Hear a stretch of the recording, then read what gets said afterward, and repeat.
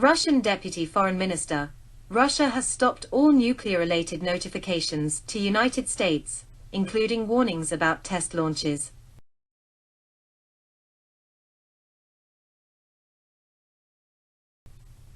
Deputy Foreign Minister Sergei Ryabkov told Russian news agencies that Moscow has halted all information exchanges with Washington envisioned by the last remaining nuclear arms pact with the US after suspending its participation in it last month. Along with the data about the current state of the country's nuclear forces routinely released every 6 months in compliance with the treaty, the parties also have exchanged advance warnings about test launches. Such notices have been an essential element of strategic stability for decades, allowing Russia and the United States to correctly interpret each other's moves and make sure that neither country mistakes a test launch for a missile attack. If Russia terminates missile test warnings, it would mark yet another attempt by the Kremlin to discourage the West from ramping up its support for Ukraine by pointing to Russia's massive nuclear arsenal. In recent days, President Vladimir Putin announced the deployment of tactical nuclear weapons to the territory of Moscow's ally Belarus. Last month, Putin suspended the New START treaty, saying Russia can't accept US inspections of its nuclear sites under the agreement at a time when Washington and its NATO allies have openly declared Moscow's defeat in Ukraine as their goal. Moscow emphasized that it wasn't withdrawing from the pact altogether, and would continue to respect the caps on nuclear weapons the treaty set.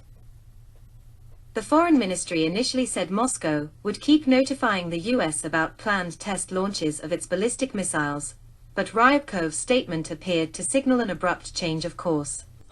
The foreign ministers of Shia-majority Iran and Sunni Muslim Saudi Arabia spoke over the phone for the second time in a few days, according to the Saudi state news agency SPA. A number of issues were discussed during the call in light of the reconciliation deal which was brokered by China. The agency says Saudi Foreign Minister Prince Faisal bin Farhan Al Saud and his Iranian counterpart Hossein Amir Abdollahian have agreed to hold a bilateral meeting during the ongoing Muslim holy month of Ramzan. Ramzan is likely to end on April 20th. The deal was the result of previously undisclosed talks in Beijing between Iranian and Saudi security officials. It reflected China's desire to play peacemaker in West Asia.